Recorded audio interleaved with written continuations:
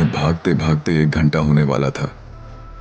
तभी शिवम ने देखा कि वे लोग उस कमरे के बाहर ही नहीं निकल पाए थे, पर उसने वहम समझ के छोड़ दिया क्योंकि उसका ध्यान उनसे बचने पर था और दोनों भागते भागते थकने लगे थे।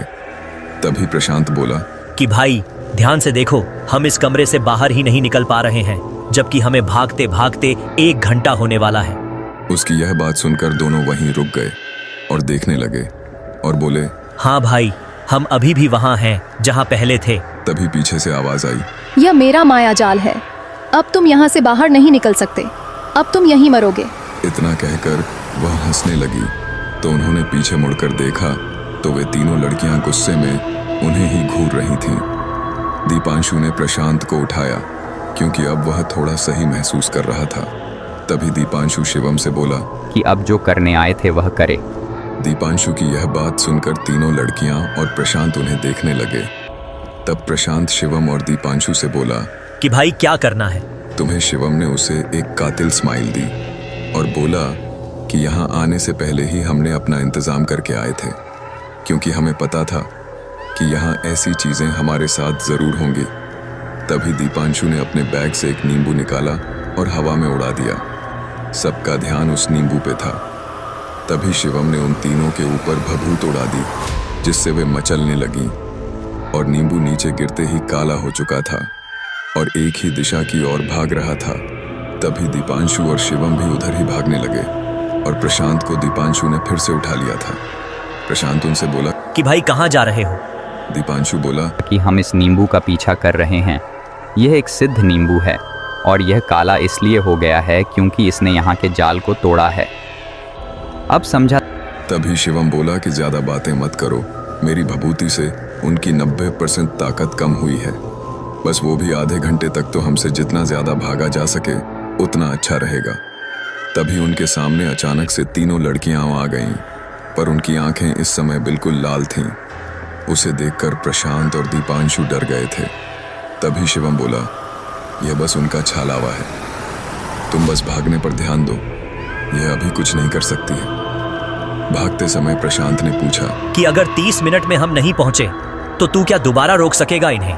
तब शिवम बोला कि मेरे पास अब सिर्फ 2 लड़कियों को रोकने की भभूत है, क्योंकि कुछ भभूत हवा में उड़ जाती है।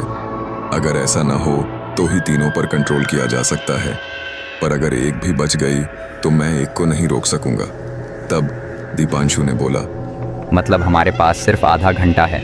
शिवम बोला, वैसे तो है, पर हमारे पास ताबीज है तो वे डायरेक्ट हम पे हमला नहीं कर सकेंगी, पर जैसे प्रशांत पे कर रही है वैसे कर सकती है।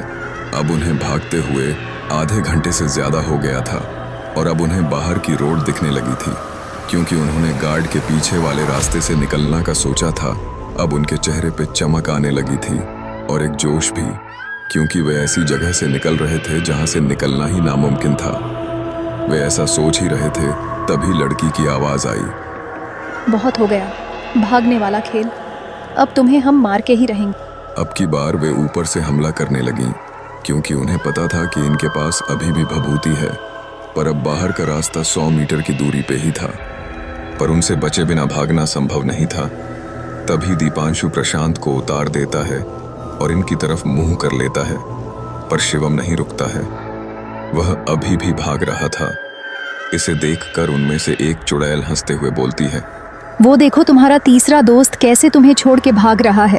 और यह सुनकर तीनों लड़कियां नीचे आ जाती हैं और प्रशांत दीपांशु को घूरने ही लगती हैं।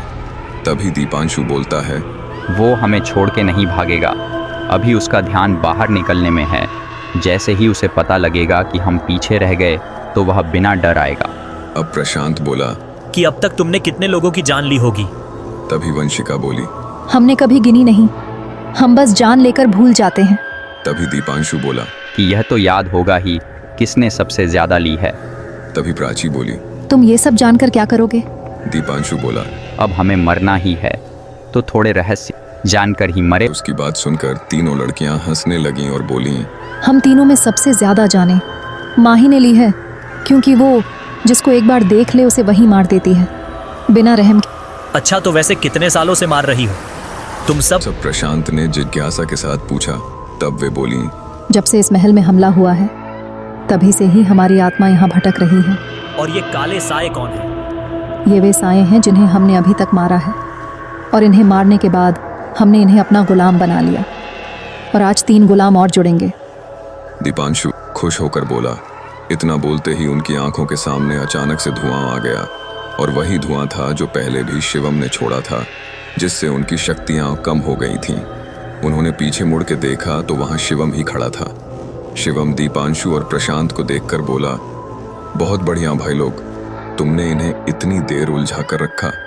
दरअसल जब वे यह बात कर रहे थे कि आधे घंटे बाद कैसे बचेंगे, तभी शिवम ने यह प्लान बना लिया था कि तुम उन्हें कैसे भी करके 5 मिनट बातों में फंसा लेना, बाकी मैं देख लूँगा।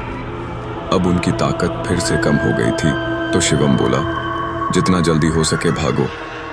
यहाँ से उन्होंने वो नींबू पहले ही उठा लिया, तो अब प्रशांत ने दोबारा उसे ऊपर उछाला और उसका पीछा करने लगे। वे 10 मिनट में ही किले के बाहर आ गए थे। तभी उनका सर बहुत भारी हो गया था, तो वे तीनों बेहोश हो गए थे।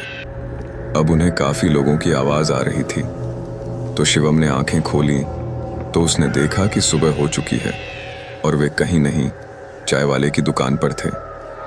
उसने दीपांशु और प्रशांत को हिलाकर उठाया। तभी चाय वाला उनके पास आया और बोला, उठ गए साहब, बोला था ना कि किले के अंदर नहीं जाना था। वह तो आपके भाग्य अच्छे थे जो जिंदा बच के आए, पर आप तीनों वहां से जिंदा कैसे बचे? तभी दीपांशु बोला, कहाँ से? हम तो यहीं सो गए थे ना। चाय वाला बोला, नहीं साहब, आप तो हमें किले के बाहर बेहोश मिले थे, तो हम आपको उठा के यहाँ ले आए। तभी शिवम बोला, अच्छा हाँ, हम गए तो थे पर हमें कुछ याद नहीं है। चाय वाला बोला, कोई बात नहीं, ऐसी चीजें भगवान ही भूलवा देता है। आपको तो उनका आभारी होना चाहिए कि आप जिंदा बच गए। वे तीनों ने भगवान का आभार प्रकट किया और वहां से चाय पी के अपने घर के लिए निकल गए।